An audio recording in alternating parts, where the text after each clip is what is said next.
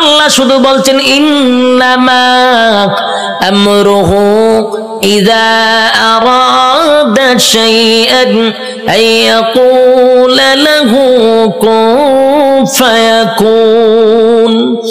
রব্বি কারীম বলেন আমি শুধু বলেছি কুন হয়ে গেছে, সব তো বানাইলাম আমি হুকুম দিয়া, কিন্তু মানুষ তোরে আমি বানাইছি আমি আল্লাহর কুদরতি হাত দিয়া। কুদরতি হাত দিয়া তোরে বানাইছি, তাহলে কত মহব্বত করে বানাইছে। এরপরে রব্বি কারীম বলেন কুদরতি হাত দিয়া বানাইয়া শেষ নয় গো, আল্লাহ বলেন গোটা সৃষ্টি জগতের মধ্যে আমি তোর থেকে সুন্দর কাউরে বানাই নাই। আসেনি এলাকার সুবহানাল্লাহ? তা আপনারা কোন সময় সুবহানাল্লাহটা কন? আমার কইবেন নি? আপনারা এলাকার ঠাড়া বললে সুবহানাল্লাহ কন, তো কোন সময় কন আমার কইয়েন? আমি তো জানি না। সমগ্র সৃষ্টি জগতের মধ্যে সুন্দর কারে বানাইছে? আমরা অনেক সময় কই সুন্দর মানুষ দেখলে লোকটা ফেরেশতার মতো সুন্দর, কই না? কিন্তু আল্লাহ কয় ফেরেশতা সুন্দর আমি কোরআনের কোথাও বলি নাই। হয়নি আমরা ফরির মতো সুন্দর হয়নি? মাইয়া যদি সুন্দর কয়টা ফরির মতো, হ্যাঁ ফরিদে সুন্দর কোরআনে কইছি নি? তুই কে রে কস? কয় ফেরেশতার মতো সুন্দর, ফেরেশতা সুন্দর আল্লাহ কোরআনে কইছি নি? আমরা ফাঁকি দেখলে কই ময়না ফাঁকি কত সুন্দর, টিয়া ফাঁকি কত সুন্দর, হরিণ দেখলে কত সুন্দর, হ্যাঁ এগুলা তো সুন্দর কোরআনে আসেনি। কিন্তু আল্লাহ বলেন মানুষ যে সুন্দর করে বানাইছি এই কথাটা আমি এমনে এমনে বলি নাই। আল্লাহ বলেন মানুষ বানাইছি সুন্দর করে, এই কথাটা বলতে গিয়ে আমি চারটা কসম করছি। কয়টা কসম? রব্বি কারীম বলেন চারটা কসম করছি আমি আল্লাহ। মানুষ তোরে সুন্দর করে বানাইছি এই কথাটা আমি কসম কেড়ে বলছি, একটা নয় গো, চারটা কসম করছি। প্রথম নাম্বার কসম হলো তিন ফলের কসম আমি আল্লাহ করলাম। ওয়াজাইতুন, আল্লাহ বলেন জাইতুন ফলের কসম আমি করলাম। ওয়া তুর সিনিনা, সিনাই পর্বতের কসম করলাম। ওয়া হাযাল বালাদিল আমিন, আমি আল্লাহ পবিত্র মক্কা নগরীর কসম করলাম। কসম হলো কয়টা? চারটা কসম আমি আল্লাহ করছি। বান্দারে তরে বানাইতে গিয়া চারটা কসম করছি। কেন করলাম? কসম করলে তুই কথার গুরুত্ব দিবি, তাই একটা দুইটা নয় চারটা কসম কাটছি। তোরে সুন্দর করে বানাইছি, তোরে সুন্দর করে বানাইছি, তোরে সুন্দর করে বানাইছি, তোরে সুন্দর করে বানাইছি। চারবার কসম করছে। চারবার কসম করে আল্লাহ বলেন লাকাদ খালাকনাল ইনসানা ফি আহসানি তাকওয়িম। রব্বি কারীম বলেন বালিশের সঙ্গে মাথা লাগাইয়া একটু চিন্তা করে দেখ। আমরা তো ঘুমায়া থাকি, দুনিয়া নিয়ে চিন্তা করি আর ঘুমাই না। মাঝে মধ্যে একটু বালিশের সঙ্গে মাথা লাগাইয়া একটু চিন্তা করবেন আল্লাহর নিয়ামতের উপরে। মালিক বলে বান্দা তুই একটু চিন্তা করে দেখ, আমি আল্লাহ তোর সম্মান আর মর্যাদা কত দিছি। বান্দারে তোর সম্মানের চেয়ে বেশি কারণ আমি আল্লাহ ফেরেশতার এত সম্মান দেই নাই। ফেরেশতা নূর দিয়া বানাইছি, ফেরেশতার জন্য জান্নাত বানাই নাই। মানুষ তোর জন্য জান্নাত বানাইছি, ফেরেশতার জন্য জান্নাত বানাই নাই। তোরে সুন্দর করে বানাইছি কোরআনে বলছি, ফেরেশতারে বানাইয়া কোরআনে বলি নাই। এত সম্মান, এত মর্যাদা আর এত নিয়ামত আমি আল্লাহ তোরে দিলাম। দুইটা চক্ষু দিলাম, এত পাওয়ারফুল চক্ষু যে তাকানোর সাথে সাথে সাত আসমান একেবারে 500 বছরের রাস্তা আমরা দেখতে পারি। সুবহানাল্লাহ। এখান থেকে তাকাইলে যে আমরা নীল আকাশ তারকা দেখি, তারকা প্রায় 200-300 বছরের রাস্তা। সুবহানাল্লাহ। সূর্য এই পৃথিবীর থেকে 9,30,00,000 মাইল উপরে, চাওয়া মাত্রই আমরা দেখতে পাই, ঠিক নেই? চোখের পাওয়ারটা কি মনে করছেন? চোখের পাওয়ার এত বেশি, বিদ্যুতের চেয়েও মানুষের চোখের গতি বেশি। বিদ্যুতের গতি হলো প্রতি সেকেন্ডে 1,86,000 মাইল বেগে যায়, আর আমাদের চক্ষু এর থেকে হাজার হাজার কোটি গুণ মাইল উপরে যায়। আল্লাহ এত পাওয়ারফুল দুইটা চক্ষু আমাদেরকে দান করছে। এরপরে আমাদেরকে মেধা শক্তি দিছে, ভালো বোঝার শক্তি দিছে, মন্দ বোঝার শক্তি দিছে। ফেরেশতা কিন্তু শুধু ভালো বুঝে রে, মন্দ বুঝে না। শয়তানরে আল্লাহ শুধু মন্দ বোঝার তৌফিক দিছে, খারাপটা খালি খারাপ বুঝে, ভালো বুঝে না। আর মানুষ ভালো মন্দ বোঝার তৌফিক দিছে, কথা হয় না? এতগুলো নিয়ামত আল্লাহ দিলেন, হাঁটার জন্য পা দিলেন, হাত দিলেন, চক্ষু দিলেন, মাথা দিলেন, এত সুন্দর করে কাঠামো দিয়া মানুষ বানাইলো। বান্দা কেন বানাইছি? গোলামি করবি আমি আল্লাহ। আর আল্লাহ বলেন তুই আমার গোলামি করবি। সূর্য তোর গোলামি করবে, চন্দ্র বান্দা তোর গোলামি করবে, জমিন বান্দা তোর গোলামি করবে, যা কিছু দেখস বান্দা তোর জন্য বানাইছি সব তোর গোলামি করবে। তুই শুধু আমি আল্লাহর গোলামি করবি। কিন্তু মানুষ এত বড় পোল্ট্রি বাজ, মানুষের যে পোল্ট্রি বাজ কেউ নাই, মানুষের থেকে অকৃতজ্ঞ আর কেউ নাই।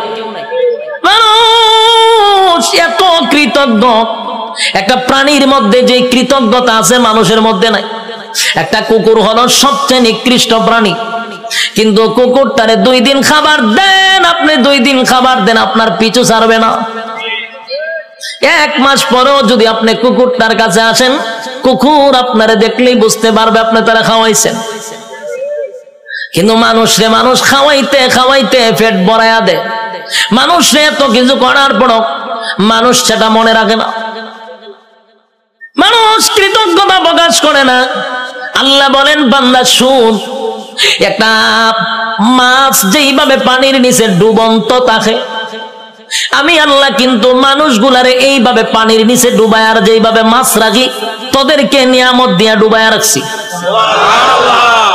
নিয়ামতের মধ্যে আমরা ডুবন্ত, মাছ যেইভাবে পানির নিচে ডুবন্ত, বান্দারে আমি তোরে নিয়ামত দিয়ে এইভাবে ডুবায় রাখছি। বান্দা শুন, এতগুলা নিয়ামত আমি আল্লাহ তোরে দিলাম, কোন নিয়ামতের অস্বীকার করবি? পারবে না। ফাবিআই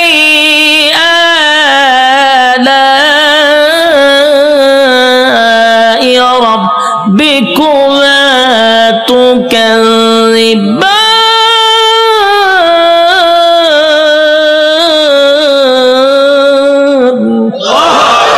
আল্লাহ বলেন কোন কোন নিয়ামতের অস্বীকার করবি?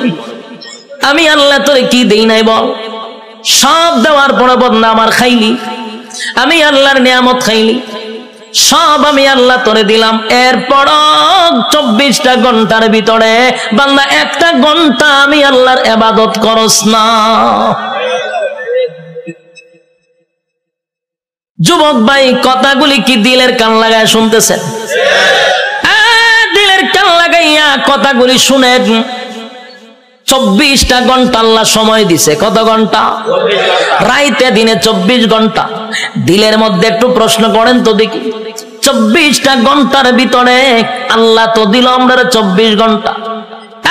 যুবক, নিজেরে নিজে প্রশ্ন করো, 24টা ঘন্টার ভিতরে আমার মালিক রে তুমি কয় ঘন্টা দিছ? একজনের কথা হয় না, 1 ঘন্টাও মালিক রে দেয় না। আল্লাহ কয় তুই ভাবছ আমি তোরে ছাইরা দিব? আমার নাম রহমান, দয়া মায়া বেশি। আল্লাহর দয়া মায়া বেশি। আমরা খালি ওয়াজ শুনছি আল্লাহর দয়া মায়া বেশি। রহমান নামের গুণ হলো আল্লাহর দয়া মায়া বেশি। আল্লাহ যত বড়, আল্লাহর মায়া দয়া তত বড়। শুধু ওয়াজটা শুনছি, কিন্তু এরপরের ওয়াজ শুনছেন। আল্লাহ বলেন আমি যত বড়, আমার আযাব আর গজব কিন্তু বান্দা অত বড়। আমি সবাইরে ছাড় দেই, কিন্তু ছাইরা দেই না। ফেরাউনরে আমি ছাড় দিছি, ফেরাউন্নারে আমি ক্ষমতা দিছি। ক্ষমতা দেওয়ার পরে নিজেরে নিজে খোদা দাবি করছে। ফেরাউন খোদা দাবি করছে, আল্লাহ তার এরপর ছাড় দিছে। কিন্তু যখন বেয়াদবি করছে পয়গম্বরের সঙ্গে, আল্লাহ কয় আর তোরে ছাড় দেওয়া যায় না।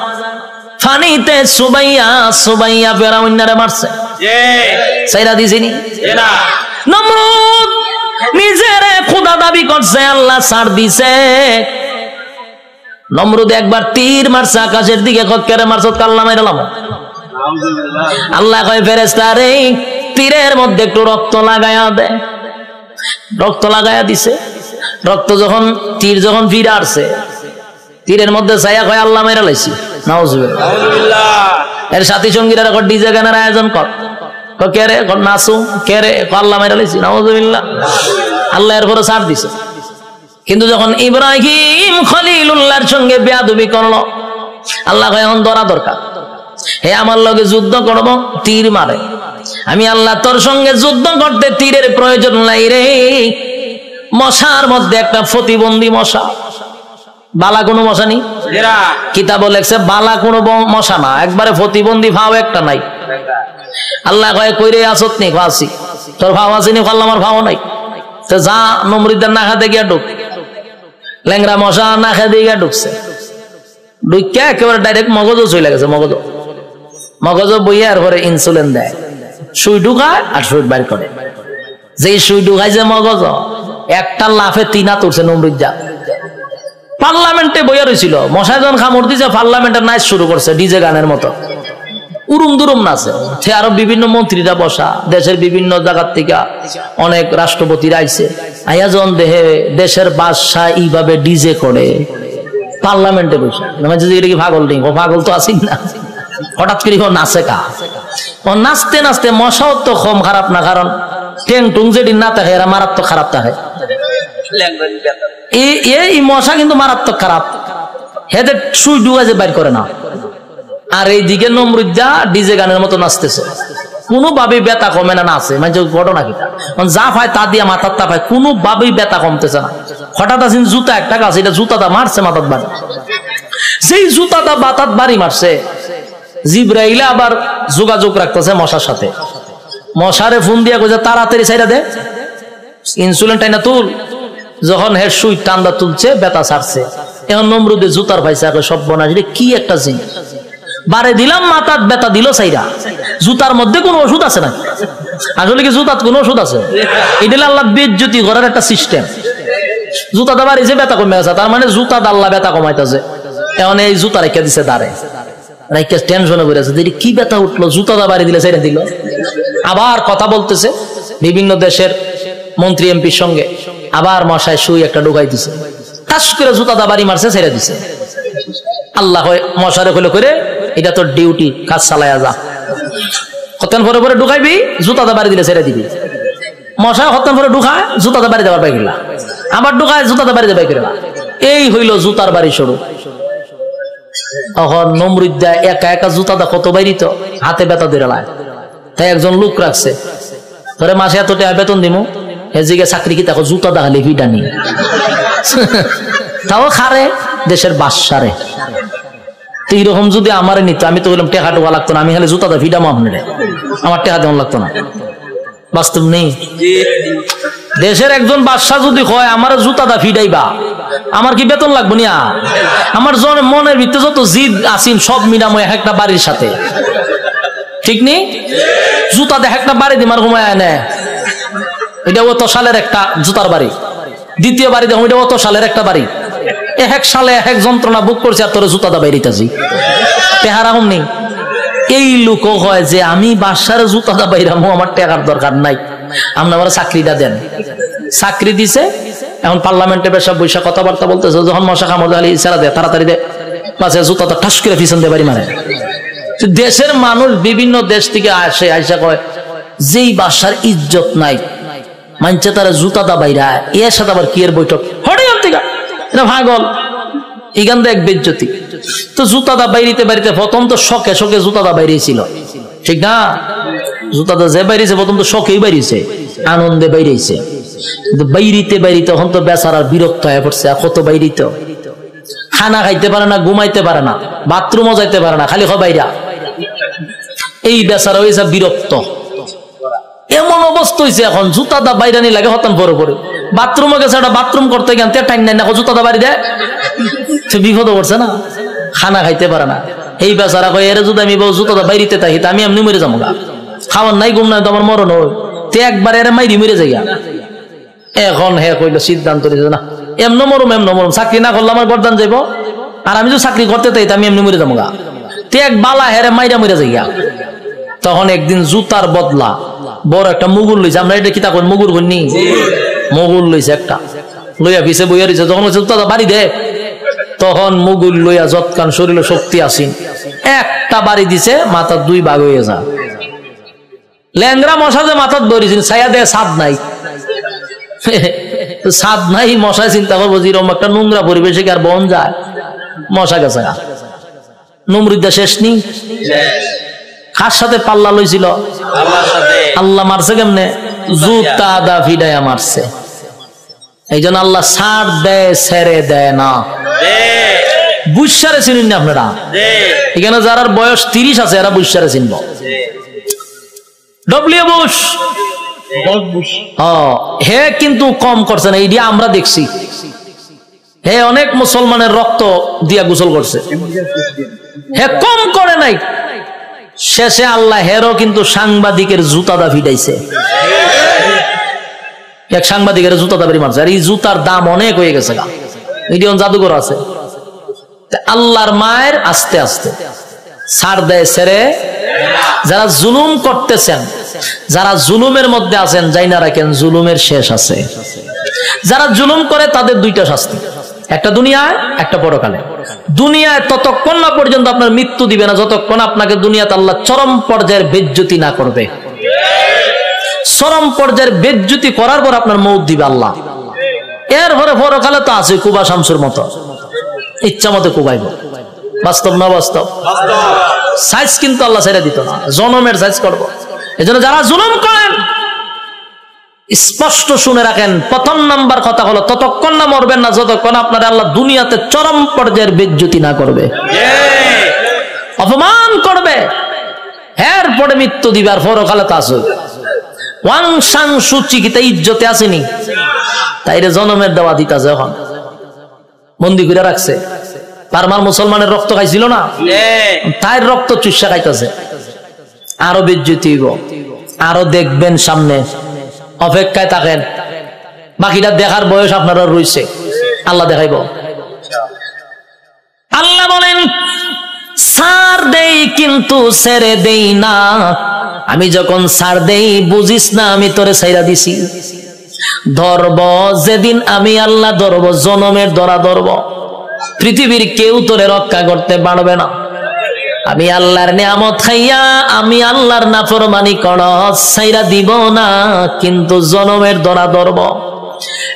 যুবক ভাই, আমি আপনাদের উদ্দেশ্যে বলতে চাই, আল্লাহর দেওয়া নিয়ামত খাইয়া, নিয়ামত খাওয়ার পরে যে আল্লাহর নাফরমানি করতেছি, রাইতে দিনে 24 ঘন্টা পাইয়াও 1টা ঘন্টা আল্লাহর দেই না। ইমাম সাহেব যদি বলে আসেন না একটু নামাজে যায়, উত্তর দেয় হুজুর নামাজের সময় নাই। যদি কয় আসেন না মাহফিলে যাই, আমার সময় নাই। বেচারা খুব ব্যস্ত, সময় নাই, সময় নাই, সময় নাই, যে কোনো বিষয় লোক আমার সময় নাই। প্রশ্ন হলো তোমার সময় নাই, সময় নাই, কিন্তু যেই লোকটা বলছে নামাজের জন্য সময় নাই, ওয়াজ মাহফিলের জন্য সময় নাই, এই লোকটারই দেখবেন ব্যবসার জন্য সময় আছে, চাকরির জন্য সময় আছে, বন্ধুদের আড্ডায় সময় আছে, বিশ্বকাপ খেলা 90 মিনিট দাঁড়ায়া দেখার সময় আছে, বিভিন্ন জায়গায় আড্ডায়, কফি আড্ডায় সময় আছে, সব জায়গায় বেচারার সময় আছে। সময় নাই শুধু আল্লাহর বেলা। আল্লাহ বলেন সময় তো আমি দিছিলাম, সময় কাটা দিছে আল্লাহ। বলেন সময়ের মালিক আমি,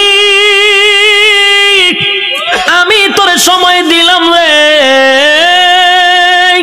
আমার দেওয়া সময় পাইয়া আমারে দিলি না, মন গড়া সময় নষ্ট করলি। বান্দা আমি পাই পাই পাই পাই করে তোর কাছ থেকে হিসাব নিব, বান্দা হিসাব না দিয়া সামনে আগাইতে পারবি না।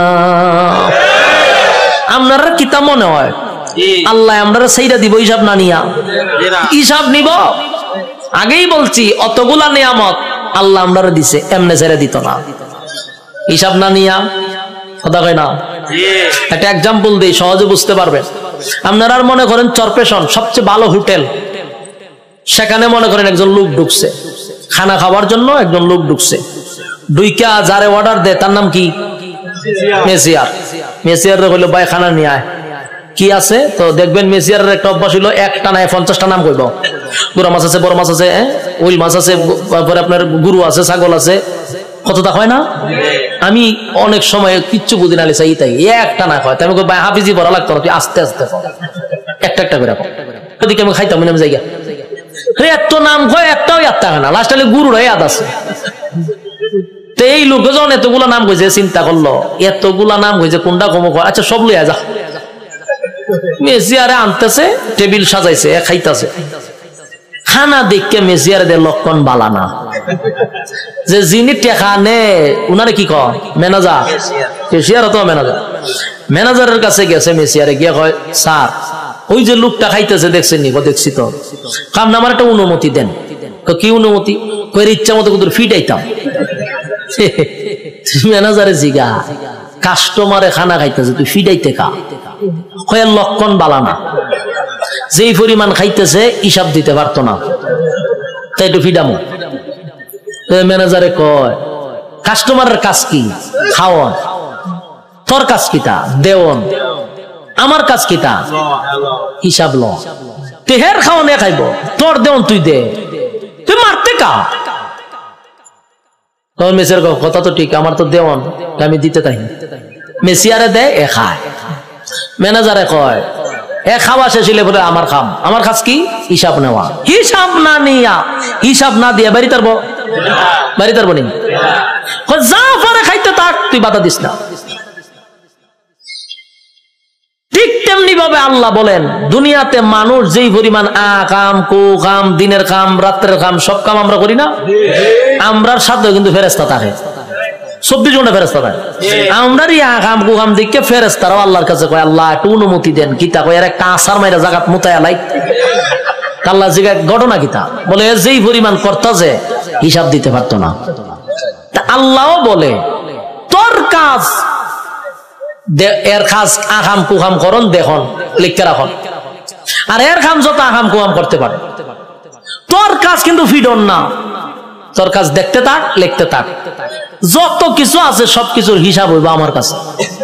বন্দা যা পারে করো, হিসাব না দিয়া সামনে আগাইবার কোন সিস্টেম নাই। হাসরের মাঠে আল্লাহ হিসাব নিব পাই পাই কইরা, সাইরা দিবনি। রব্বে কারীম বলেন প্রথম নাম্বার কথা হলো আফাহাসিবতুম আন্নামা খালাকনাকুম আবাসাও ওয়া আন্নাকুম ইলাইনা লা তুরজাউন। রব্বে কারীম বলেন এই অনর্থক বানাই নাই, অকারণে বানাই নাই। দ্বিতীয় নম্বরে আল্লাহ বলেন ওয়ামা খালাকতুল জিন্না ওয়াল ইনসা ইল্লা লিয়াবুদুন। রব্বে কারীম বলেন 2 নাম্বার হলো তোরে বানাইছি ইবাদতের জন্য।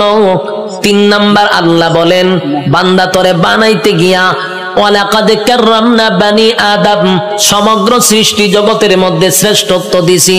4টা কসম করে বলছি বাংলা তোর থেকে সুন্দর আমি আল্লাহ কাউরে বানাই নাই, তোর থেকে সম্মান আর মর্যাদা আমি কাউরে দেই নাই। এরপর আল্লাহ বলেন এত কিছু দেওয়ার পরেও যদি তুই আমি আল্লাহর গোলামি না করস, ওয়ালাকাদ জারানা লি জাহান্নামা কাসীরাম মিনাল জিন্নি ওয়াল ইনস, আমি আল্লাহ আগুন দিয়া তোরে জ্বালাবো আর পোড়াবো। এরপরে রব্বে কারীম বলেন বান্দা শুন, ভালো করে শুন, এত নিয়ামত দিয়া তোরে ছেড়ে দিব না আমি আল্লাহ, কিন্তু পাই পাই পাই করে হিসাব দেব।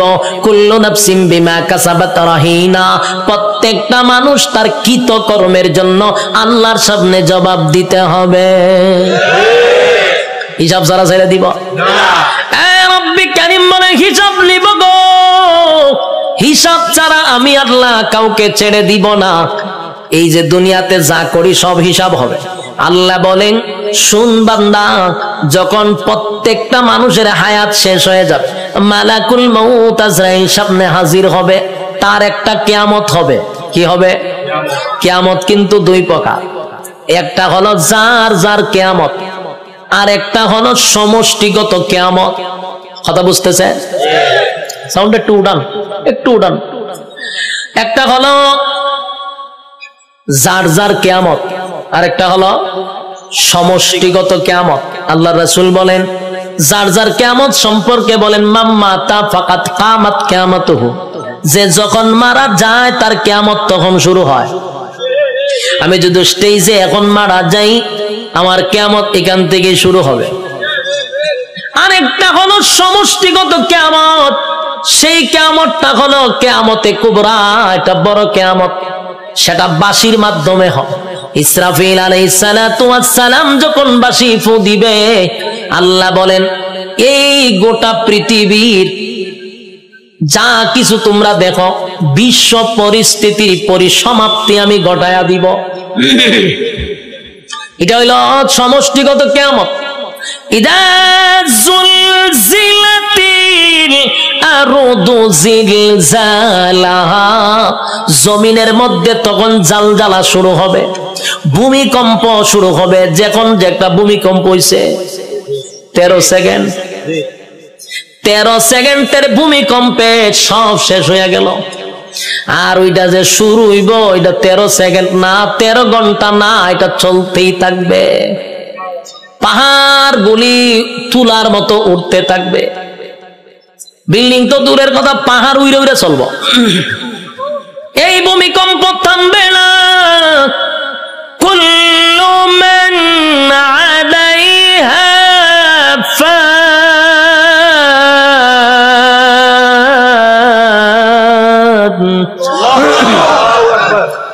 ওয়া ইয়াবকা ওয়াজহু রাব্বিকা যুল জালালি ওয়াল ইকরাম।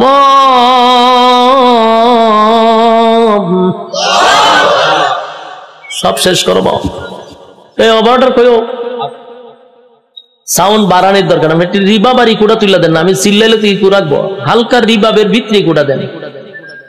অত্যন্ত কিয়ামত শুরু করছিলেন মাইক মাহফিল, এখন হালকা একটু রিবাবটা ধরায় দেন আমার, যাতে প্রেসারটা গলাত না পড়ে।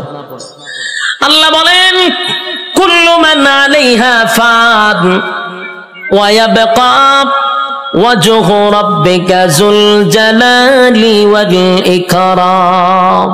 চলবো। কুল্লু মান আলাইহা ফান, সব ধ্বংস হবে। ওয়া ইয়াবকা ওয়াজহু রাব্বিকা যুল জালালি ওয়াল ইকরাম, শুধু আল্লাহ ছাড়া সব ধ্বংস।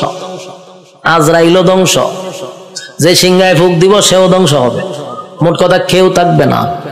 এটা হলো সমষ্টিগত কিয়ামত। আর প্রথম হলো যে যখন মারা যাবে তার কিয়ামত তখন থেকেই শুরু হবে। যুবক ভাইরা আমার, আল্লাহ বলেন প্রত্যেকটা মানুষের কিয়ামত আছে রে, যে যখন মারা যায় তার কিয়ামত শুরু হয়ে যায়। যেদিন মারা যাবেন আল্লাহ বলেন হিসাব নেওয়ার জন্য আল্লাহ পুনরায় আবার আমাদেরকে দাঁড় করাবে। আলোচনার শুরুতে একটা কথা বলছিলাম, আমরা কিন্তু এই পৃথিবীতে পরীক্ষা দিতে আসছি, ইয়াদ আছে না? পরীক্ষা দিতে আসছি। বলুন তো রেজাল্টটা কোথায় দিবে?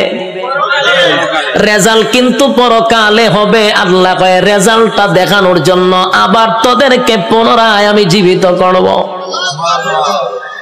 আল্লাহ বলেন সিংহায় যখন ফুঁক দিব সব ধ্বংস হয়ে যাবে রে। সব ধ্বংস হওয়ার পরে সর্বপ্রথম আমি আবার জীবিত করব ইসরাফিল আলাইহিস সালাতু ওয়াস সালামকে।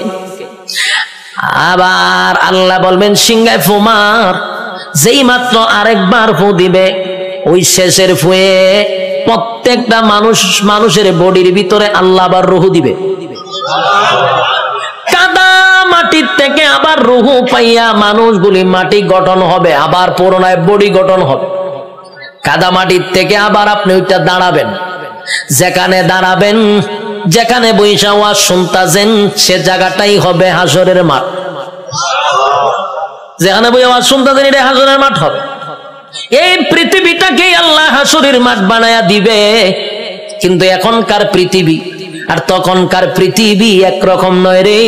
তখনকার পৃথিবী আর এখনকার পৃথিবীর মধ্যে উল্লেখযোগ্য একটা বেশ কম থাকবে।